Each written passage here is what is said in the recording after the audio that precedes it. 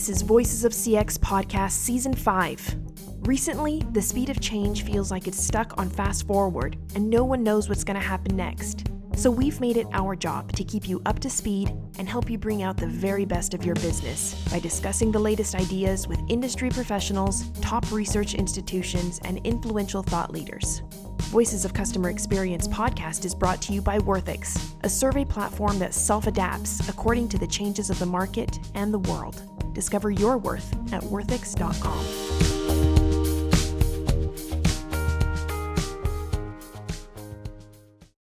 A returning guest from Season 1 of Voices of CX, B. Joseph Pine II, or Joe Pine, is an internationally acclaimed author, speaker, and management advisor to Fortune 500 companies and entrepreneurial startups alike.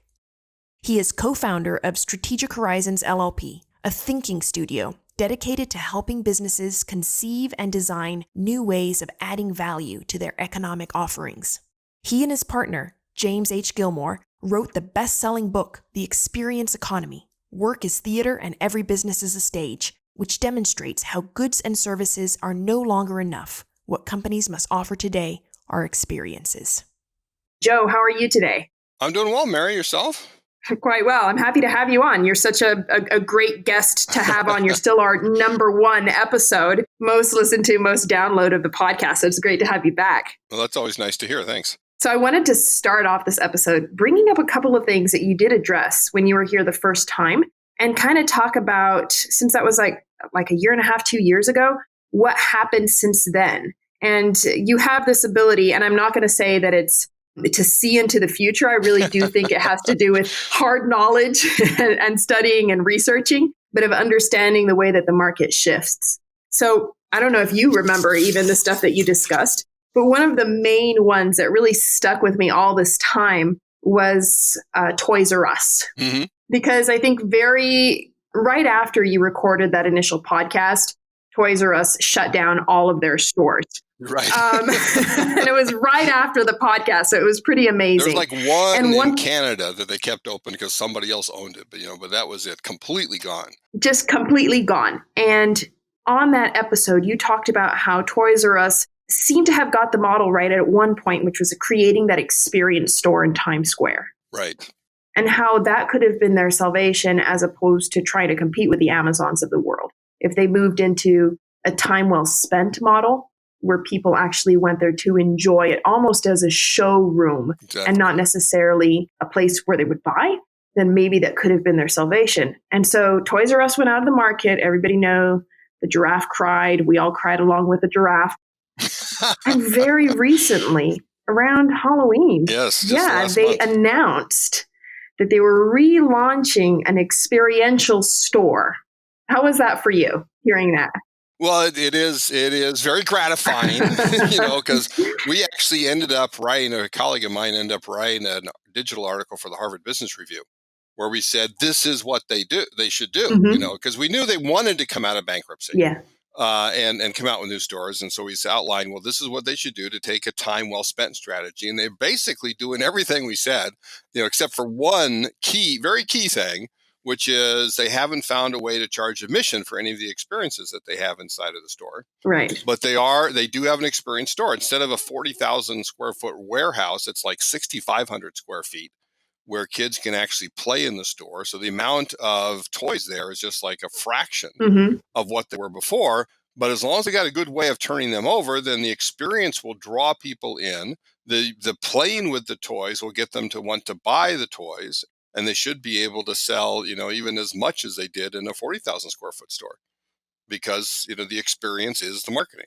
So that was one of the ones. And the other one had to do with the retail in general. So we went through kind of a retail apocalypse, right, where all these big, super well-known brands just kind of bit the dust and everyone was freaking out. And the list keeps growing. No, everybody was freaking out. And I remember at one point we wrote about it, and then things started changing. We started noticing a shift in the market. We started seeing retail reinvent itself. And you had talked about this. Well, yeah, and the basic reason is you've got in physical retail, a time well saved strategy, being nice and easy and convenient, as most people talk about it with CX, is not going to cut it You're competing against the Amazons, the Walmarts, and the Targets of the world that are going to always be more convenient than you are, always have bigger scale. They're always going to have better margin. Right, always have better margins and lower prices and so forth. So you have to go to, again, a time well spent strategy. So time well saved is about saving customers time, being nice and easy, convenient. That can yield a great service. But to create a true distinctive experiences, you have to offer time well spent. You have to give a reason for people to come into the store, or if you're a non-retailer, to basically want to spend time with you, where in the end, they value the time that they spend with you. And increasingly, companies are doing that. Speaking of toys, I'll mention another one in New York City that's starting to grow is called Camp. And Camp actually has it looks like a regular store. Then they have a secret door where you go back to where all the experiences are. And it's a much bigger place than the new Toys R Us, but it is all about the experience of the toys, right? I always said, if you can't do it with toys, you can't create experience with anything because it's so experiential. But so are so many other products. The basic principle of today's experience economy is get your customers to experience your products before they buy it, and then the chances they will buy it go up. Right. And when they do buy it, they don't necessarily have to buy it at that brick or mortar location. Right. You can provide a time well saved model online where it becomes really easy and effortless for people to just go and buy stuff, right? Yeah, and even have kiosk or other ways of buying it in the store, but then having it delivered directly to the home. I always think, like, you don't want to, if you can, don't let them leave your store without buying it, but buy it right there. But then, okay, when do you want it? Where do you want it? Do you want to be if it's a Christmas gift, do you want to, have your own inventory for the next month, or would you like to deliver us a couple days beforehand? That's the route to go. So then you do combine the best of both, and there's nothing wrong with that. So Camp is a growing store in New York City that's also a toy store, where they actually have, it's like a normal store when you go in, but then there's a secret door to go into all these different play areas where you can play with the toys. I've often thought, if you can't do it with toys, you can't do it with anything.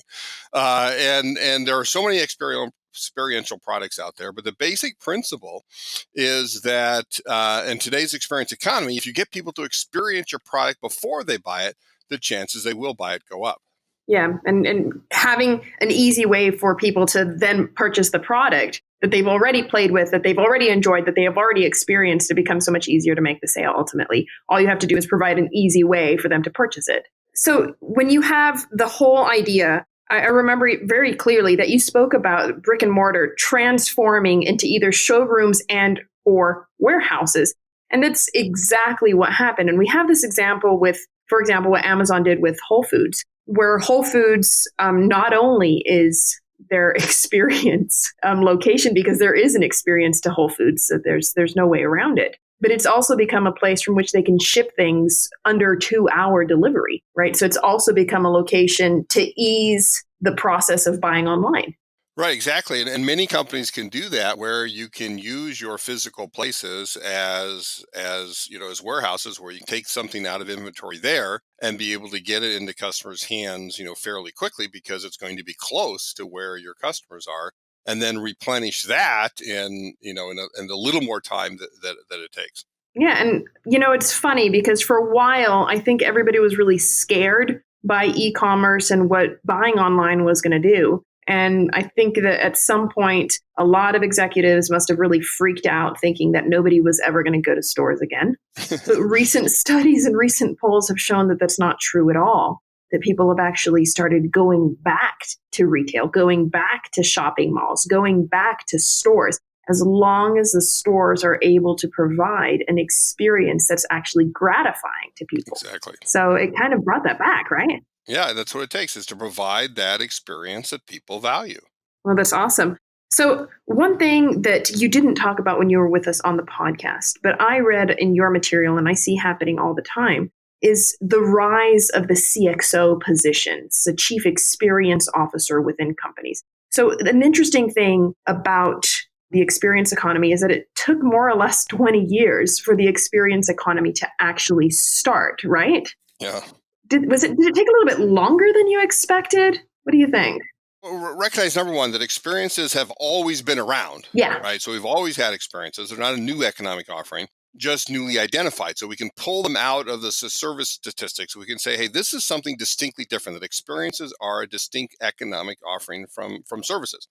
And, I mean, the obvious case is not the only case. The obvious case, of course, is, Disney theme parks, right? That predated when we discovered the experience economy. Mm-hmm. But once we named it and where you could see it, I mean, one of the main differences when we first started talking about it and now is that we actually have made the shift. I used to talk about the nascent experience economy, the forthcoming, the emerging experience economy. And now it's here. And that's what's happened in the last 20 or 25 years, where where everybody can see it. I used to have to argue with people that this is going on and that you have to, you have to see this. And now I just say it and almost everybody goes, oh yeah, I see that, right? I get that. And that's the key thing. Yeah, we joke around that it's hit mainstream. Right. That experience has hit mainstream. I was at the airport the other day and there was this big sign about making your flying experience great or your airport experience great.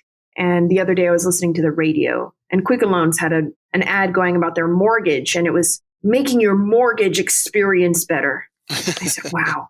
If radio ads are saying experience, it's because it's truly hit mainstream now. Right. You just got to make sure they're not in name only experiences, that they're talking it, but not actually doing anything, right? That's the worst place to be in. Well, it's become a marketing term, which we know is a bit tough because sometimes, companies don't really, do what they preach. But that leads me to another thing, which is one thing that I've heard you say a lot is that when most people are talking about experiences, they're not talking about the same thing you're talking about. So before we carry on, can you establish for our listeners what customer experience means to you?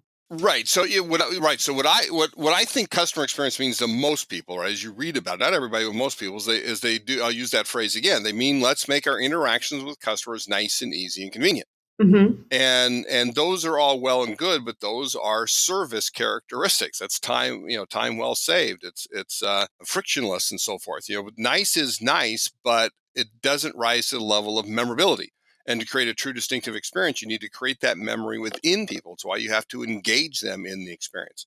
When we make things easy, we often routinize things, make it easy for our people, but that gets in the way of being personal, of treating this person as the individual that they are, reaching inside of them and creating that experience within them, because that's where the experience actually happens. And convenience, again, is the antithesis of what we're talking about with experience. Convenience is get in and out as quickly as possible, spend as little time with the company as possible, when what people value with experiences is the time they're actually spending with you, right? That's what time well spent is about, that they value that time. And so a true distinctive experience, right, is memorable, it's personal, and it's time well spent. And most people, when they talk CX, that's not what they're talking about. If you've been struggling with the whole work from home thing, we've got you covered. Worthix's Work From Home University will be sending weekly advice on how to be productive, cut out distractions, and just stay sane in general straight to your inbox. And if you're curious on how we're tackling work from home here at Worthix, just follow us on Insta, Twitter, and LinkedIn for updates. So most people, when they talk about CX, they're talking about both situations, the time well spent and the time well saved. But for you, it is very much about the time well spent. Correct. When you talk about experience as a distinct economic offering, absolutely. Great. So let's go back into that CXO position. Sure. So was it truly you and Jim Gilmore that came up with the term, that coined the term Chief Experience Officer? I don't think so. I mean, we started talking it, like 12 or 15 years ago. We wrote an article on it way back when, but I don't think we actually came up with it. I think others were using it. And the first people to use it were actually like CEOs of small companies that knew they were in the experience business, or that they were helping companies stage great experiences. And they were the first ones we saw use, say, we'll change the E of executive to experience. So it's Chief Experience Officer. Mm-hmm. And eventually we started seeing it more and more. And then companies in sort of the UX field did it. And then it's where it really started to take hold is when healthcare, embraced the term. And many hospitals started to appoint Chief Experience Officers. There were often physicians or nurses that really understood the clinical role as well as what patient experience has. And I think that's always because research shows that in healthcare, the better the patient experience, the better the outcomes, and that's what it's really about. Yes. The other place we see it very frequently, interesting, is with credit unions. Not banks so much, but credit unions. Hmm. And I always assume it's because credit unions don't have customers, they have members. And that difference of being a member allows them to think more highly of them and the experience that they want to have. So more recently, Jim and I published an article with the American Management Association on the roles of CXOs, of Chief Experience Officers, and really did some thinking. We interviewed a bunch of CXOs in healthcare, and CXO of Steelcase and funeral company, and many others that are out there, and really started to try and understand what it is that they did in their day-to-day lives. And so we came up with these 5 different roles that CXOs should take on. And what are they? So number one is they need to be a catalyst, right? They need to be a catalyst within the company to begin to spark people, create that chemical reaction going on that gets people thinking about experiences as a distinct offering rather than just the commodities, the goods, and the services that they normally do, right? So it is start to change the mindset is what that catalyst role is all about. Then secondly, they got to be experience designers themselves. They got to teach experience design. They got to talk about how we go about actually designing experiences that we can then stage for our customers. Then they have to be an orchestrator. And an orchestrator is about taking all the capabilities within the company, the things that we can do operationally, and now aiming those at customers, and ideally individual living, breathing customers, not just a mass of customers, so that you orchestrate these things to create that experience within those customers. And then there's a champion. And the champion is it's really two-sided. It's about champion customers within the company, so that you begin to think about how we gear our offerings as we develop new ones towards those customers, and always getting the company to be thinking of customers, again, ideally individual living, breathing customers. But then you also have to champion the offerings of the company out towards those customers and be the ones that create experiences to get them to understand what your offerings are, and again, get them to experience your offering before they buy them, right? That's what the champion role is all about. And then finally, there's guide. Right? Guide is about recognizing that this is a transformation that you have to undergo. If you want to go from being merely a goods manufacturer or service provider to becoming a premier experience stager, it is an internal transformation. It's organizational change that has to happen. And somebody has to guide that, to point people in the right direction and celebrate the successes and so forth to get change to happen. And, and one of the things I've actually realized, I think this year, we define these as role of CXOs, but whether a company has a CXO or not, these are the 5 things they got to do to become a premier experience stager. Right. And I mean, it's often good to put it under one mantle that say, okay, this person is in charge. But even if you got various others that are doing, even if it's spread out in the organization, you still have to be a catalyst and catalyze change. You still have to design experiences. You still have to orchestrate your capabilities to create those experiences with customers. And you still have to champion the offerings to the customers to the company, and guide it all to happen. If we were to address directly the decision makers within organizations who would possibly appoint a CXO within their company, what departments do you think should answer, if any, to the chief experience officer? What areas of the organization should they? And I'm asking you this because someone asked me this the other week and I didn't know the answer. Well, and one of the things to consider is whether or not even the CXO position. I know some that are on this way that are both focused on the employee experience as well as the customer Yes, experience. Absolutely. Right. If that's the case, then yes, you'd want to make sure it incorporates HR as well. Mm-hmm. It does what a lot of companies do is they basically rename their chief marketing officer, chief experience officer. Yes. And that's not necessarily the case. It doesn't have to be the way you market to customers. But the one thing that I think is most important is, 2 things actually now that I think about it. But one, 2 is really that guide function, that it's something that it's a person that people look up to within the organization and look to, whether it's sign or whether it's a dotted line, or whether it's just through influence to lead the way, to be that shining example of what experiences are all about. And then I think ideally to be the one who is in charge of experience offerings. Mm-hmm. right? That as you create new offerings, you may still have operations over there doing, manufacturing or doing service provisioning and so forth. But then when it comes time to the experience offerings that are distinct from those, then put those under the CXO. So not necessarily overseeing HR or overseeing marketing, Right. but kind of capturing where this all overlaps, perhaps. Right. And make and be in control of the white spaces in between. Yeah. But mainly designing those experiences. That would be the main role. I recently did a private experience economy expert certification course, for example, for a hospital.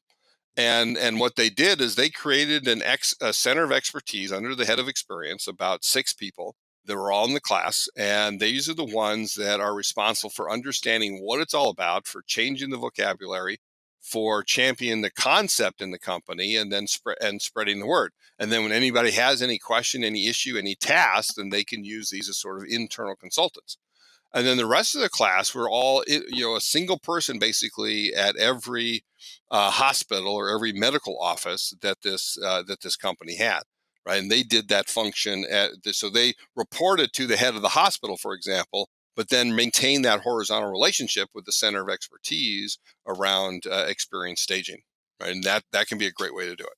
Now, in every big organizations, there has to be some way to control how the customer is actually perceiving those experiences. So what would you recommend as a good way to metrify whether or not customers are actually even enjoying that experience, if it's working, if you're doing the right things, if you're stimulating the right things? Well, you do need different measurements. And the standard measurements of customer satisfaction, of NPS, really don't cut it, because they don't give you the information at a granular enough level to really know how you're doing with the experience. So, one, we'll get back to, and all the measurements, I will say, at this stage of the experience economy are more art than science, right? But, the number one thing to measure is, in fact, time well spent. Right. Are people valuing the time? Now, there's different ways to do that. They say at Disney that the way Walt Disney used to measure the experience of Disneyland was he would start at the gates at closing time and walk back into the park as everybody else was walking back out of the park, and then measure by the smiles on the people's faces. Huh. And now there's actually technology that allows you to do that. That's amazing. And whether you want to or not, but you can actually get video, right, of people that are in the experience, and you can analyze that using technology to say what is the emotion that they're actually feeling right now.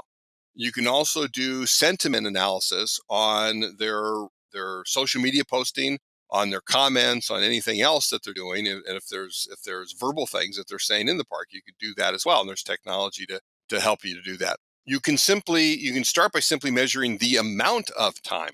And so like one client of mine knows how long people tend to spend in particular experiences, and they can measure how long each individual does, and they know that, okay, if you spend longer than average, then chances are it's because you actually enjoyed it more than average. Yes. And viewed it more as time well spent. And they can then use that to better customize experiences in the future to give you more of what you want.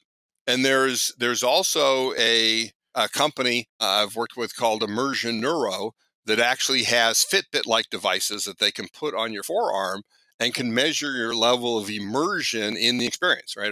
Which is really about how much are you engaged in that experience, and then measure it over time.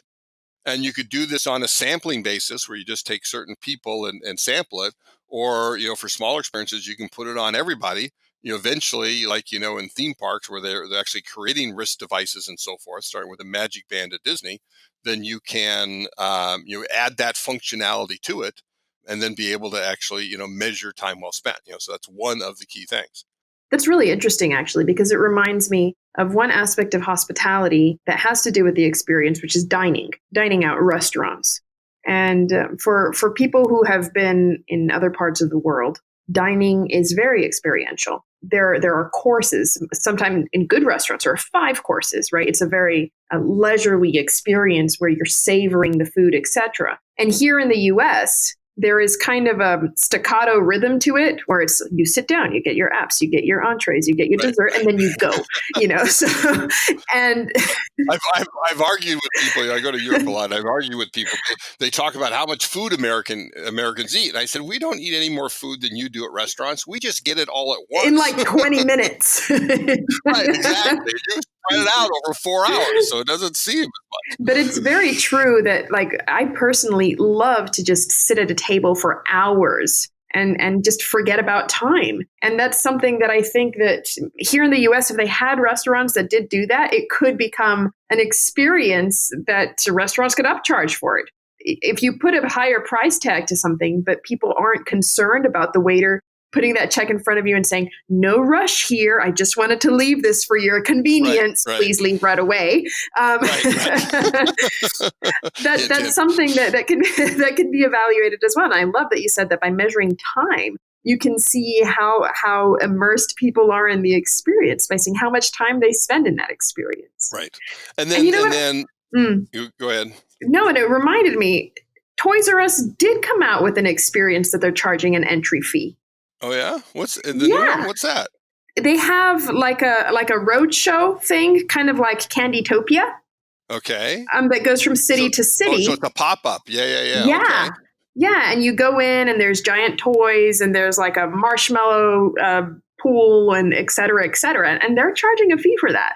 So maybe they did listen to that as well. Well, I'm gonna have to check that out because I did not see that one. So, but you bring up a very important point, which is that we haven't talked about, which is that to economically be in the experience business, you in fact have to charge for the time. Yes. Right? Because that's what people value. Most companies, they give away the next level of value in order to better sell what they have today. Starbucks charges a premium for the coffee. They don't charge for the time you spend in the place. Mm-hmm. But increasingly what we see is retailers and restaurateurs, cafes and bars, tourism areas, manufacturers for many branded experiences, and on the list go, are actually charging admission for the experience because that's what tells you it's economically an experience is charging for time. So the amount you charge for the time people spend in fact becomes a great measure of your actual experience too. In the re-release of the Experience Economy, just this month, we re-released it in hardcover with a new preview based on the subtitle of Competing for Customer Time, Attention, and Money. And we do talk, the last section on money is about measuring your experience based off money, about charging for time. And so we introduced a new concept there we call the money value of time. Right, everybody's familiar with the time value of money, but the money value of time is basically the expenditure per minute that people are paying. So if you go to a movie and pay $12, let's say, as a sort of an average price for a 2-hour experience, that works out to be 10 cents per minute. That every minute of that movie, right, there's a dime that goes by that gets you up to that $12 in 120 minutes. You go to a Disney theme park, though, it's on the order of 20 cents per minute that you're paying, right? That tells you how much better the experience is. Some of these pop-ups like you're talking about, like the Museum of Ice Cream and Candytopia and so forth, they're up around 40 cents per minute. They're double Disney prices because of the value that people get. Now, it's a much shorter experience. You wouldn't be able to spend a full day in there, but you could imagine a place where you had various one of these and get there. So measuring your MVT, your money value of time, is a great way also of understanding how great an experience you really, truly have. Oh, and that's just the admission fee. That doesn't include your food and beverage, the memorabilia you buy. You add all that because some places are much better at selling memorabilia, including food and beverage and so forth. So often you can get up into the the dollar per minute or more territory. Yeah, so that's really important, actually.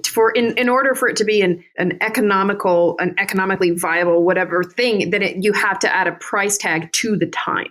Exactly, directly for the time, because you have to align what people value with what you're charging. In the past weeks, we've seen drastic fluctuations in customer buying patterns and sentiment. Now, more than ever, in this time of need, it's important to monitor and track how your customers perceive your processes and experiences. If you'd like to know more about how Worthix can help your company stay ahead of customer expectations, reach out for a demo at worthix.com. So do you think that Toys R Us, like you said, and a lot of other companies kind of missed that one crucial element right there? They did. They did. When we first started talking about this, that was the thing we got the most pushback on. Like, well, it's crazy to charge admission at a retail store. Well, what was the first one that did it? American Girl Places. Yeah. Right. And why? It's it's the manufacturer Yeah. that got into retail. Most of the manufacturers, when they get into retail, they understand it. That's why you've got the Heineken experience in Amsterdam, the Guinness. I was in the Guinness storehouse in Dublin 3 weeks ago, which has an MVT of over 30 cents per minute, with a 25 euros for about a 90-minute experience. Volkswagen has Autostadt, Swarovski has a Crystal Welten, Crystal World experience in Austria, the World of Coca-Cola in Atlanta, Oh, yeah. and on the list can go. Right? Manufacturers get it more than retailers do, and I don't know why that is. Yeah. But do you think that, like, for manufacturers, other than, companies that make this their bread and butter, like Disney, like these pop-ups, like Meow Wolf, etc., Yep. that they're providing these amazing experiences, they have to continually innovate to get people to come back. Correct. Because that offer expires so quickly. If you've gone once and you've lived that experience, and you don't need to do it again. Right. So with manufacturers, don't you think that maybe they need to get that memo as well? Like, I live in Atlanta. I went to the World of Coca-Cola one time, and very begrudgingly every time after that when I have family and stuff in town. And absolutely. You need to refresh the experience. You think again about, a Disney theme park, any theme park for that matter, right? Every week they're repainting things. You basically start at the beginning and you start painting and you go all the way to the end. So at least it has that freshness to it. And, when you're done, you start over again.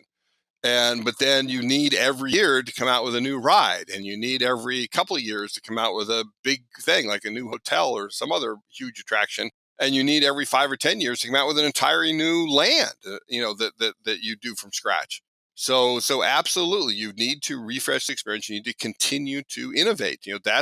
That's the nature of business. If you stop innovating, eventually you die. It's as simple as that. You have to keep innovating. And what companies need to do today is innovate not just in goods and services, but innovate in experiences. So let's take a manufacturer that has nothing to do with experiences, let's say, at a first glance. Mm-hmm. Let's use Nike as an example. So if Nike were to do the experience economy properly, they would create a gym, a Nike sports center? Well, they could do that, right? They very much could do that. And you could think about all of the fitness centers out there and how they could really turn that model on its head of where they make money actually when people become fit, rather than taking people's money when they sign up after their New Year's resolution and then don't use it for months, right? Sure. 2 is I think for Nike, it's a membership club, that they ought to have a membership club that people belong to the club. And they get access to stuff earlier than everybody else does, but they also get benefits about being able to use Nike Plus and get coaching and so forth. Virtual coaching would be a key part of that. And then their own places would become more experiential. The original Nike towns, right? You have to go back like 25 years. Were incredibly experiences. They had people queuing up in front to be able to get in.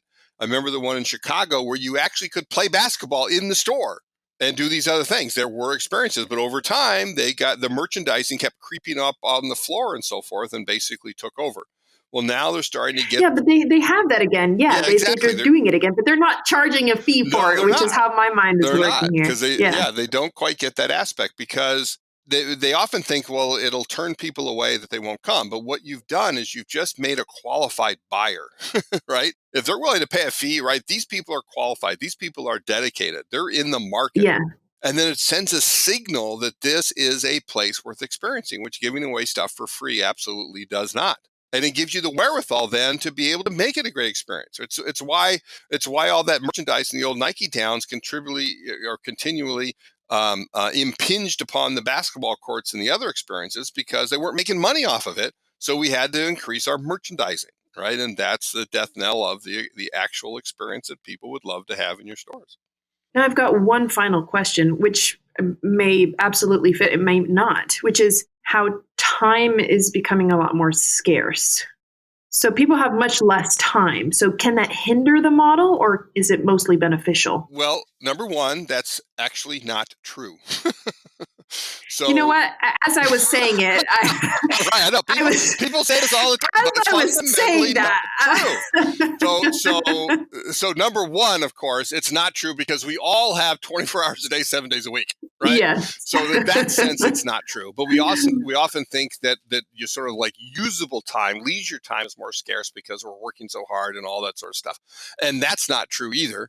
I've read studies. I just finished a book a couple of months ago called Press for Time that is all about this, and I'm reading another one right now on the studies that show that, in fact, we do have more leisure time than we used to. I mean, you can go back 100 years and we've got gobs more because we've got things like dishwashers and we don't have to, and Roombas, right, and we don't have to catch the chicken and cut its neck off and pluck its feathers for dinner, right? We have tons more time than we used to, and fight off the wild wolves and other predators, right? But here's the main difference: we make so much more money than we used to in our developed world that the value of our time is so much higher, and that's what makes the time seem scarce. Yeah. Right, because our time is much more valuable. We understand the opportunity costs of our time, whether that's somebody like me who, works out of my home when I'm out on the road working with clients, and therefore, like, do I want to go and golf this afternoon? Well, not today in Minnesota, but in the summer, do I want to go golf this afternoon, or do I want to spend my time in trying to do business development?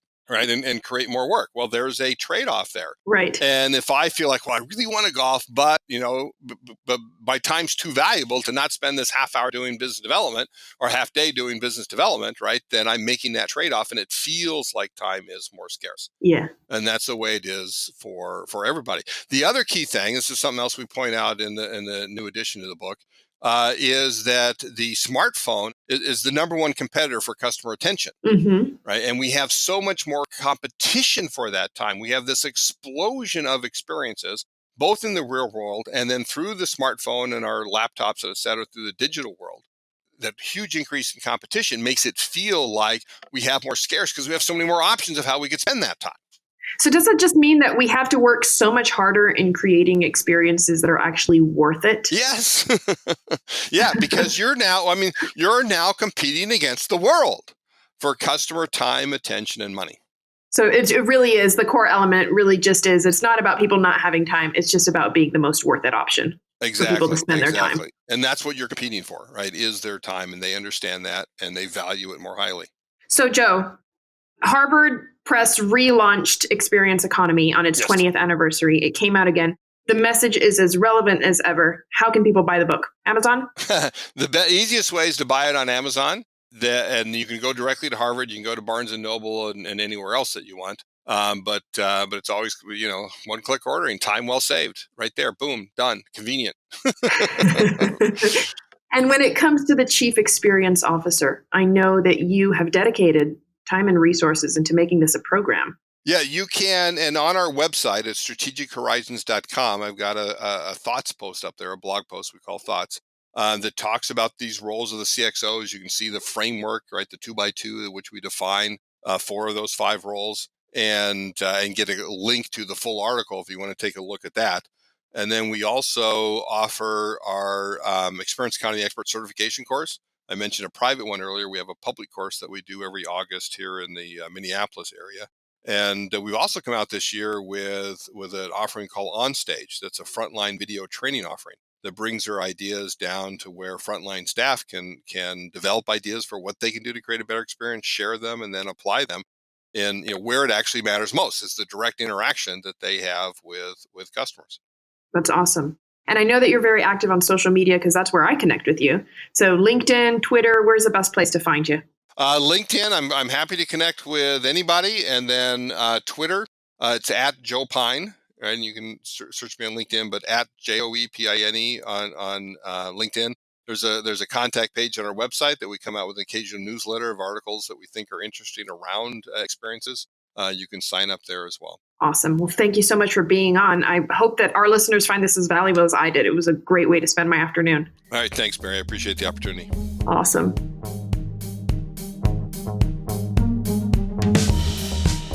Thank you for joining us on one more episode of Voices of CX podcast. This podcast is hosted and produced by Mary Drumond, edited and co-produced by Steve Barry. Voices of CX is brought to you by Worthix. Keep up with the speed of change at worthix.com.